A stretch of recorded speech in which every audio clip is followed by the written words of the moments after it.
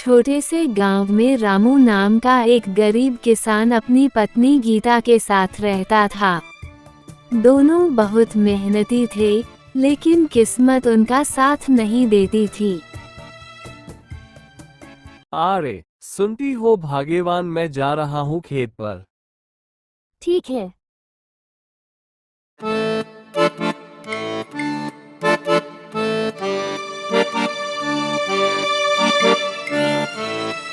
देखते हैं भगवान का क्या लीला है, आज भी पानी आया है कि नहीं आया खेत में। रामू अपने खेत को देखने के लिए जाता है और देखता है कि खेत में पानी नहीं है। हे भगवान, मेरे को तो समझ में ही नहीं आ रहा है कि कैसे खेती होगी। क्या भगवान इस गरीब का जान लेकर ही मानोगे क्या? कुछ तो इस गरीब पर रहम करो। अगर आप बारिश नहीं करोगे तो कैसे मेरी फसल तैयार होगी? मैं तो भूखा ही मर जाऊंगा। इस गरीब किसान की मदद करो भगवान। और वो उदास होकर के घर आ जाता है।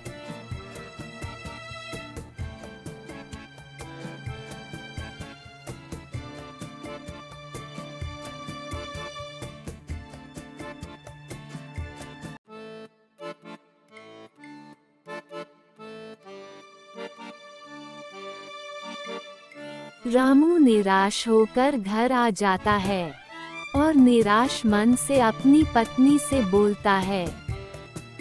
गीता, आज फिर खेत में पानी की कमी है, फसल कैसे उगेगी?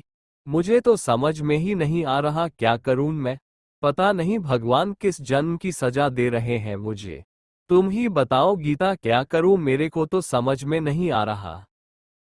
हिम्मत मत हारो जी, मेहनत करने वालों का साथ भगवान जरूर देते हैं।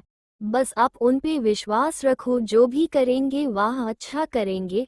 मेहनत करने वालों की कभी हार नहीं होती है। देख रही हो गीता, मेहनत करने के बाद भी कुछ नहीं हो रहा है। पानी नहीं है तो कैसे फसल तैयार होगी? तुम ही बताओ।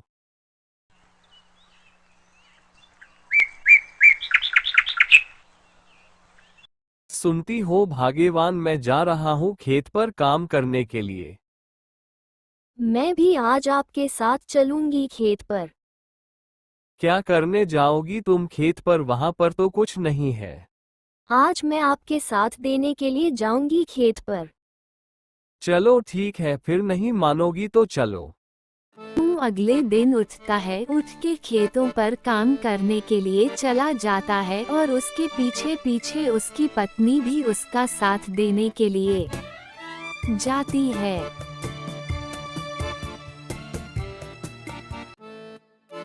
रामू और उसकी पत्नी दोनों खेत में जा ही रहे थे तो उसके सामने रास्ते पर आते हुए सेठ दिख गया और सेठ ने रामू से बोला।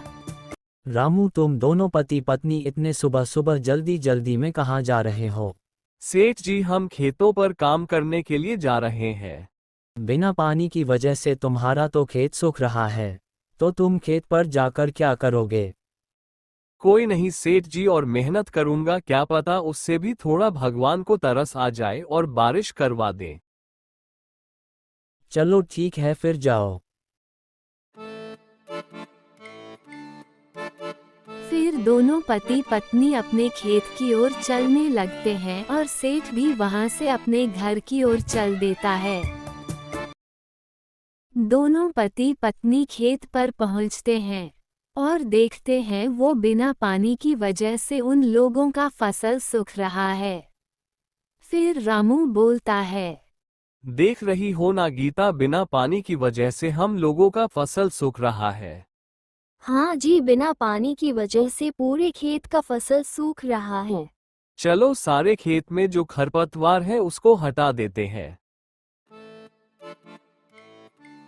फिर दोनों पति पत्नी ने मिलकर पूरे खेत में जो खरपतवार थे उनको साफ करते हैं और बैठ जाते हैं और उनको काम करते करते शाम होने वाली थी। फिर रामू ने अपनी पत्नी से बोला। चलो गीता, अब घर चलते हैं, शाम होने वाली है। ठीक है जी, चलिए चलते हैं। दोनों पति पत्नी ने घर की ओर चल दिए और उन दोनों का एक ये भी उम्मीद था कि एक दिन जरूर बारिश होगी। कुछ दिनों बाद भी बारिश नहीं हुई और फसल सूखने लगी। रामू अपनी पत्नी से बोलता है,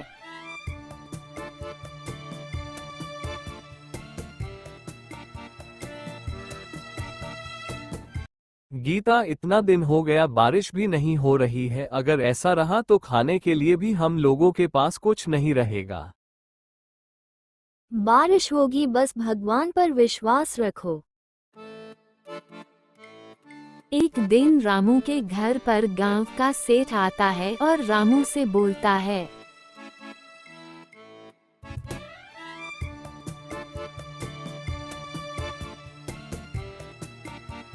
रामू, तुम्हारी फसल तो सारा सूख रहा है। अगर तुम चाहो तो अपनी जमीन मेरे को दे सकते हो, मैं उसके बदले कुछ तुमको पैसा दे दूंगा। नहीं सेठ जी, मैं जमीन नहीं दे सकता। मैं जमीन दे दूंगा तो मैं खाऊंगा क्या? यही हमारी पुश्तैनी जमीन है। मैं इसको नहीं दे सकता किसी को, चाहे इसके लिए मैं भूखा क्यों ना मर जाऊं। हाँ ठीक है, कोई बात नहीं है, जैसे तुम्हारी मर्जी। अगर कभी मन करे तो आ जाना मेरे पास, मैं तुम्हारा ज़मीन ले लूँगा और उसके बदले कुछ पैसा दे दूंगा तुमको। और सेठ ने यह बात बोलकर वहां से चल देता है।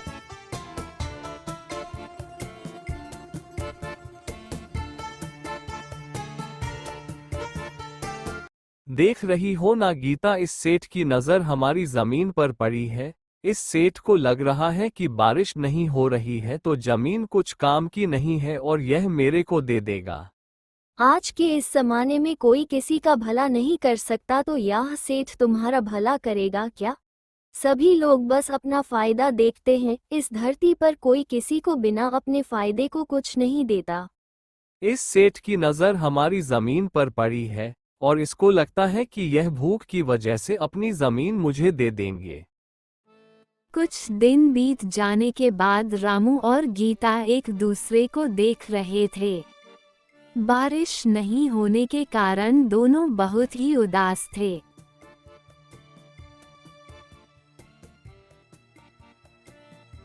फिर रामू गीता से बोलता है, गीता, इतना दिन हो गया फिर भी बारिश नहीं हुई, अभी तक बारिश होगी भी या नहीं? जानते हो रामू, मैंने आज एक सपना देखी। बहुत तेज बारिश हो रही थी और हमारे खेतों में पानी भी हो गया है और खेत तैयार हो गया है और फसल भी लहलहा रहा है। भगवान करे तुम्हारा सपना सच हो और बारिश आज होने लगे, फिर हमारी फसल तैयार हो जाएगी, फिर हमें भूखे नहीं मरना पड़ेगा।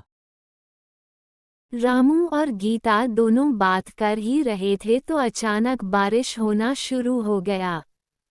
दोनों खुश हो गए। फिर रामू ने गीता से बोला, तो गीता, आज तुम्हारा सपना सच हो गया, सच में बारिश होने लगी आज। हाँ जी, हमारी भगवान ने सुन ली और आज बारिश होने लगी। हम लोगों का खेत भी तैयार है। हमने सारे घास फूस जो भी थे, खरपतवार हमने सारे हटा दिए हैं अपने खेत से।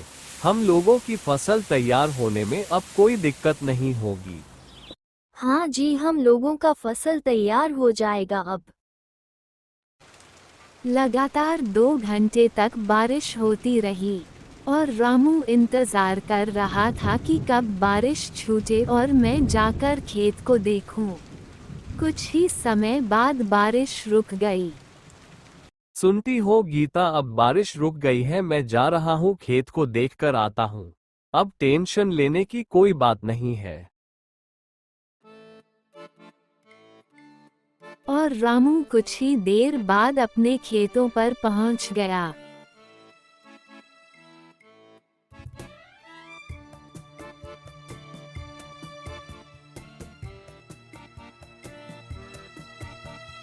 और बोला, हे भगवान, तुम्हारी लाख लाख शुक्रिया, आज बारिश होगी, हमारी फसल तुमने सही कर दिया, नहीं तो मेरा सारा फसल सूख रहा था। भगवान, तुमको जितना भी शुक्रिया अदा करो बहुत कम है, आखिर तुमने इस गरीब की जान बचाई ही ली। रामू ने भगवान का शुक्रिया अदा किया और घर के लिए चल दिया और वो बहुत खुश था। रामू अपने खेत पर से घूम कर आ जाता है और गीता से बोलता है, जानती हो गीता, हम लोगों के खेतों में अच्छा से पानी चला गया है और फसल अच्छा होगी इस बार। ऐसे ही कुछ महीने बीत जाते हैं और दोनों पति पत्नी उत्सुक थे अपने खेतों को देखने के लिए कि फसल तैयार हुई कि नहीं। और एक दिन दोनों पति पत्नी अपने खेतों पर जाते हैं और वो दोनों देखते हैं उनका फसल पूरी तरह से तैयार हो चुका था। देख रही हो ना गीता, हम लोगों का कितना अच्छा फसल हुआ है इस बार। ये सब आपकी मेहनत का फल है जो भगवान ने आपको दिया है। ये दोनों पति पत्नी आपस में बात कर ही रहे होते हैं, तभी गांव का सेठ इनके पास आता है। इनके पास आते ही वो माफी मांगता है, बोलता है, रामू मुझे माफ कर देना, तुम्हारी जमीन देकर मुझे थोड़ी सी लालच हो गई थी जो तुमसे तुम्हारी जमीन में मांग रहा था। कोई बात नहीं सेठ जी, इंसान से ही तो गलती होती है। आपने माफी मांग ली, वही बहुत बड़ी बात है। सेठ ने माफी मांगी और फिर अपने घर की तरफ चल दिया।